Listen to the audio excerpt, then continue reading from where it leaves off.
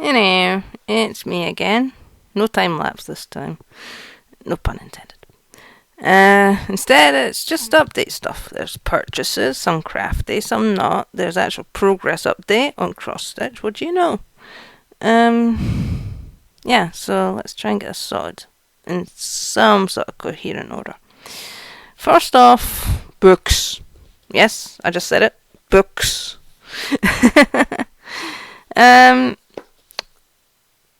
In September and December of last year, and also August because of 10th anniversary for the series, there have been interactive novels for the Five Nights at Freddy's franchise. We have the final one shown up. It's either March or April this year.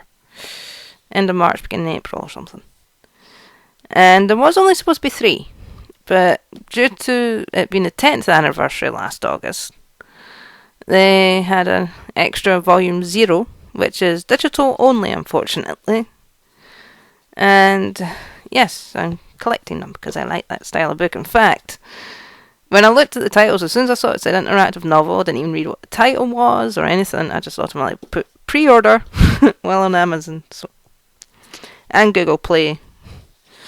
It's like, I didn't care. It was an interactive novel from a series that I like. So the volume 0, the not physical one, is kind of based on the Goosebumps-esque set of books called Tales of the Pizzaplex. I say Goosebumps-esque because that's what a lot of the fans from the franchise like to refer to them as, because it's 3 short stories. But each one, like each book has like a sort of broken up short story as its epilogue. You know, so I don't know if Goosebumps does it. I've not read Goosebumps books. I was just not interested. A lot of my classmates would and stuff like that, but nah, just was never my thing. Sorry. But I got these. Volume 0, it takes place in the Pizzaplex from that set of books.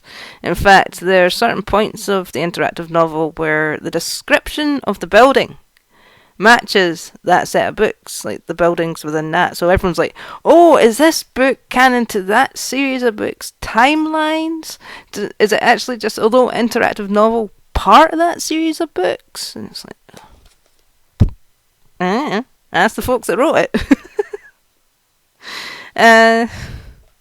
The second one, which is volume 1, this, as the name states, the week before, takes place the week before the very first Five Nights at Freddy's game.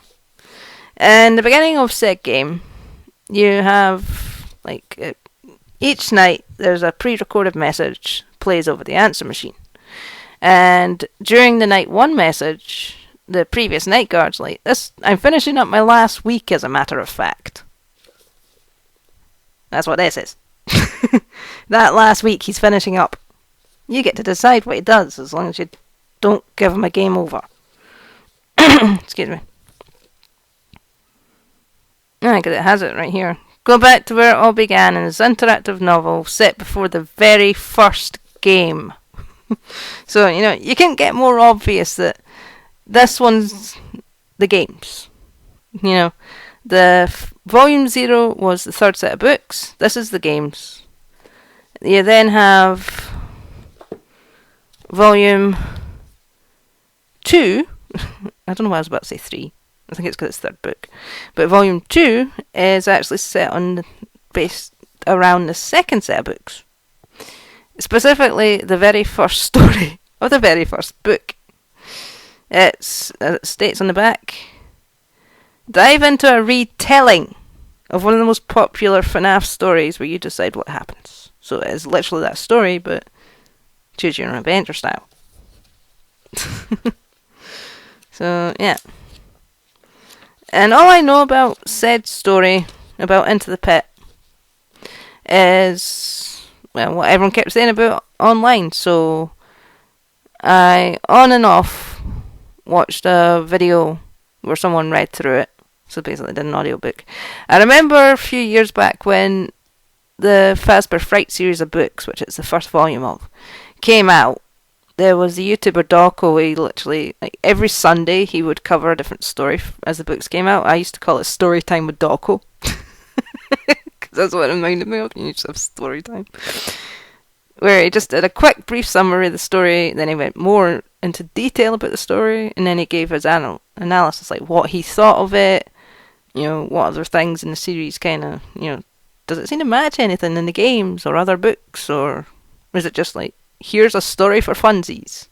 Because according to the Fazbear Fright's description in general, it's like, some of these, take place in the games, but others do not, or something.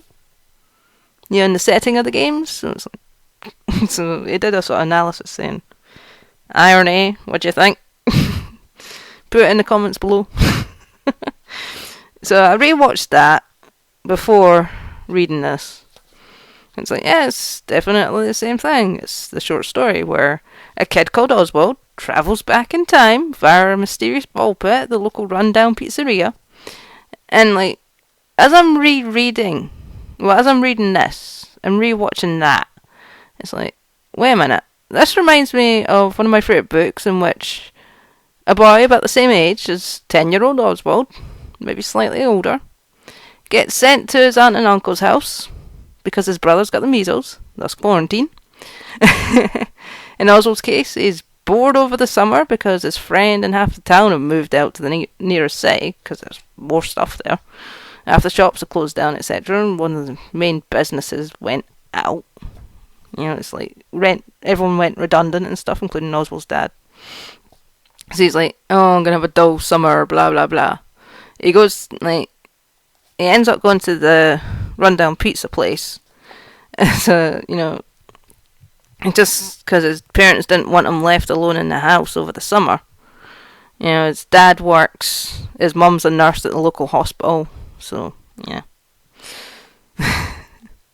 So it was something for him to do, really. So he went to the library and then the local pizza place for like a couple of, slice or two of pizza, plus some, plus a drink. So, and as he's there, he comes across this ball pit, which when he hides in it, which he tried to do just to play a joke on his dad, because his dad was always late in collecting them, he suddenly found himself in 1985.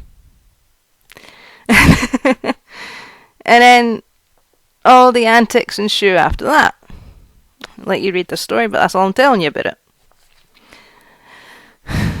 In the case of one of my favourite books, the boy Tom, as I said, he's sent to stay with his aunt and uncle because his brother's in quarantine with the measles. And on his first or second night there, he has trouble falling asleep. So, like, when the clock chimes, he just counts along with it. And then when it came to it chiming 12, it chimed 13 instead, and he's like, well, that's odd. So his brain's like, if you don't go and investigate, you're going to lose this hour. So he goes to investigate. And he opens the back door of the actual block of flats his aunt and uncle stay in.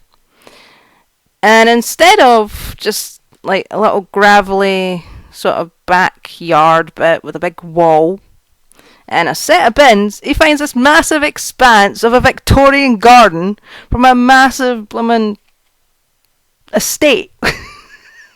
And the back door is part of this old Victorian mansion house on said estate. So, difference is, in his case, he didn't go to 1985, it was the 1870s. Sorry, 1890s.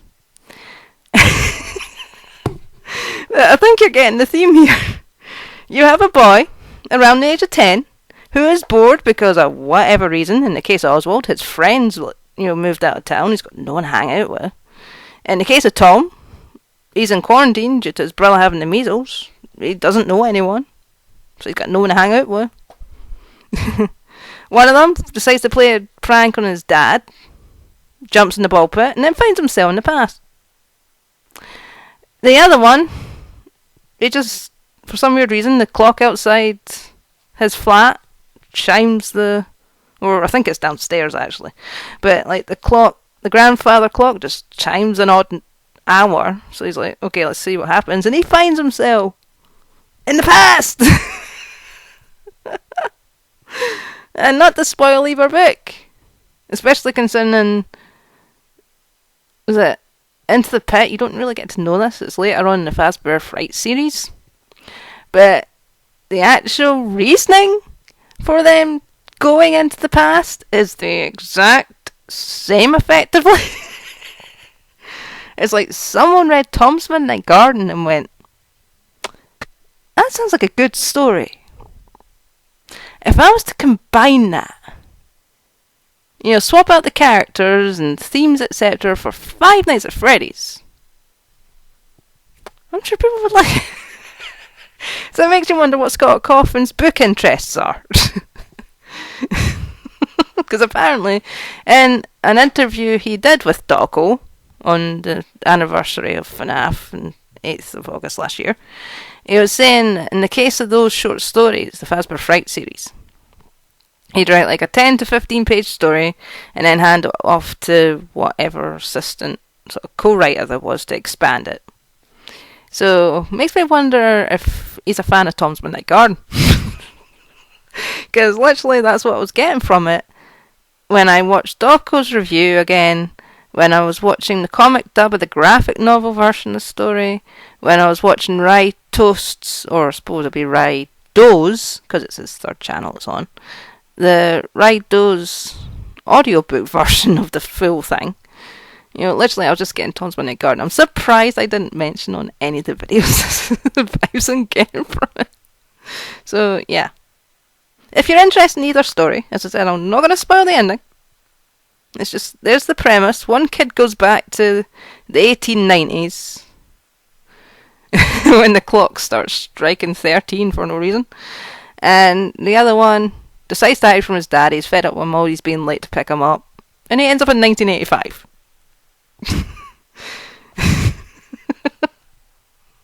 So, yeah. That's what I'll say about them. Sorry for getting off on a tangent, but that's literally what that third book reminds me of. So, it's safe to say the Volume 0, the bonus one, was set off the second sort of Goosebumps-esque set.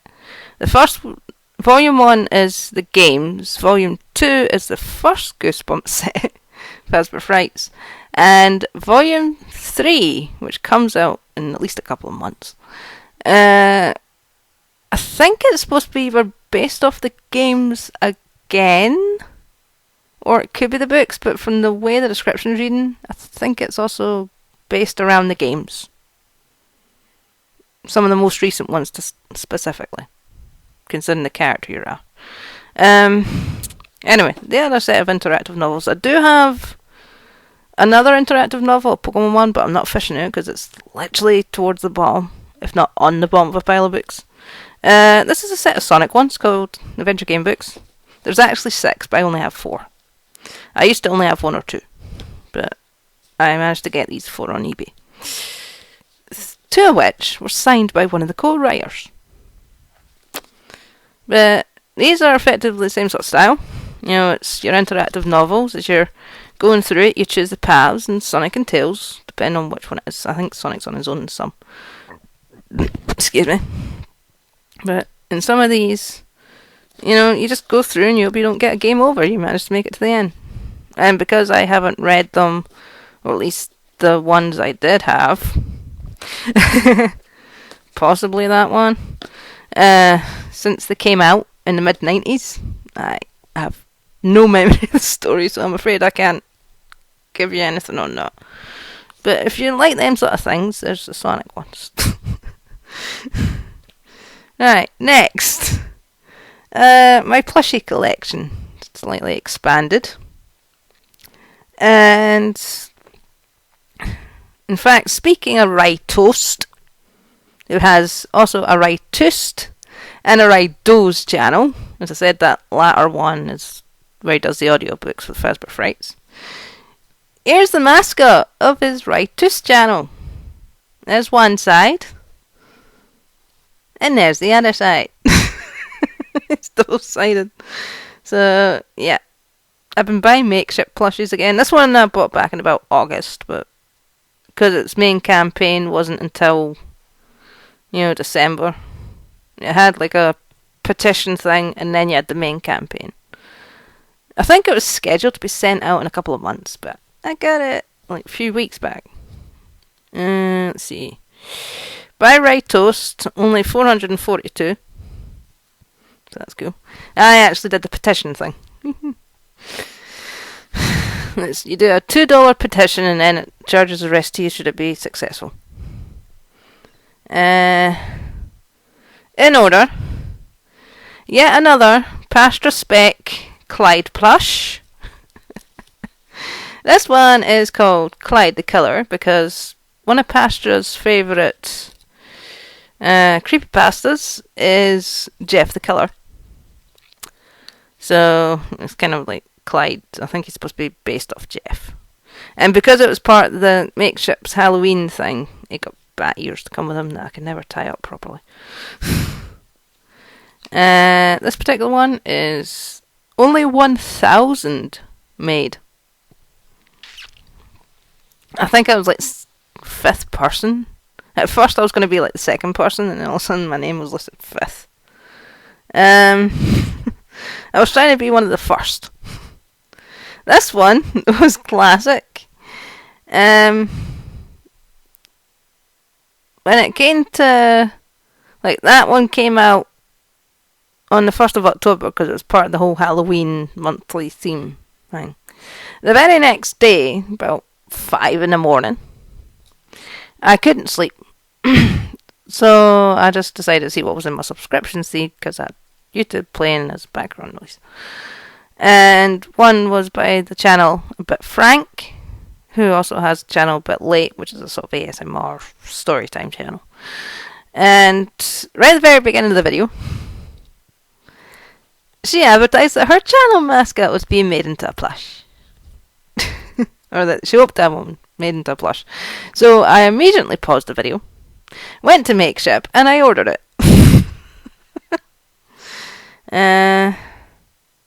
Alright, it's dated September 2004. They all have different dates. Not bad, since it didn't go live till like October. Yeah, by A Bit Frank. Only 403 made. So, yeah, you can tell I like that site and all the plushies different YouTubers make. It's predominantly channel mascots. And this one is actually Aldi's. This was unannounced. Kind of an early Christmas present thing. Apparently it's called Starlight. I never noticed that. But yeah, it's the Christmas tree. I was going to put it in with all our Christmas decorations when putting them away, and I completely forgot. I've got Halloween themed plushies there. Someone tells me it doesn't really matter the time of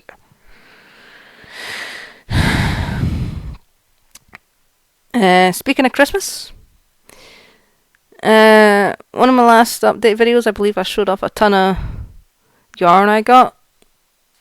Well, along with that stuff, there was things bought for Christmas. There are 2 balls of sea green chunky yarn, 2 balls of lemon baby yarn,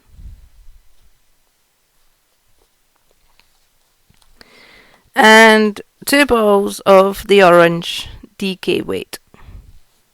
So that's 4, 6 and 3 respectively in terms of the weight. So yeah, there was them.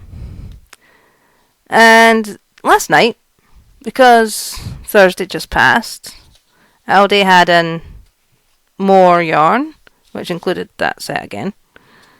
And they managed to pick me some up of what was left over.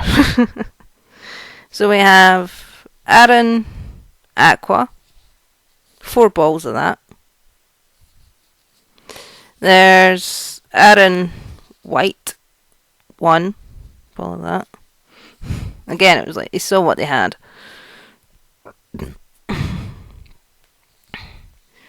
Ombre, aka the 1 colour but variegated. We have pink, 2 cakes, and for rainbow, aka the multicolour variegated, we have green, 2 cakes. And then we have a type of yarn they didn't have in, which apparently it's recommended for both knitting and spinning. I wasn't sure how thick this would be, but apparently it's Aran weight, according to the label, size 4. We have 2 Roving Yarn Multi, so it's variegated, multicoloured, and a pink, which is the variegated. So yeah, got a lot more yarn. I got nowhere to put it. But I got some. And the last thing to show is my cross-stitch project I'm working on. It's the, cross-stitch version of a blanket Mum made.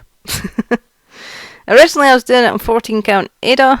As you can see, I cut it because apparently at various points I was I was using the wrong colours.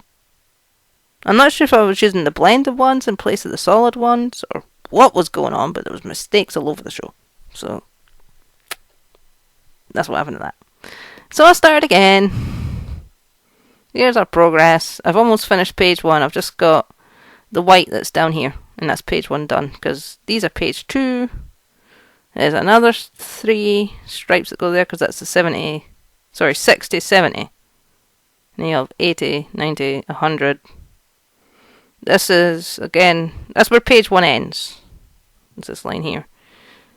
So that gives us 70. We've got 80 down here, and it's the 90, 100. Because it's 98 square. And because it's plastic, it's probably hard to see, but I'm going to try and turn it up to the camera. Apologies if that's difficult to see. In fact, considering it is something Mum created, and she has given me permission to show off the pattern if needs be, it'll probably look weird because I've marked it off in pencil. And that's what it's supposed to look like. In fact, I could be wrong, but I might have a page map. No, I don't. Do I have a page map or not? No, I don't. I just have to... Okay. Imagine that, but 4 ways. So, yeah. Hopefully there'll be more progress on that. Yes, I believe that's the lot. I'm afraid I rambled a bit, but I don't really know what else to say. Apart from maybe my colours on my video might be better this time, because they seemed awfully washed out last time. Hopefully I didn't breathe down the microphone too much. Last time it was, even when I was watching it back to check certain things, it sounded like a wind tunnel. Sorry. Anyway, I better get going.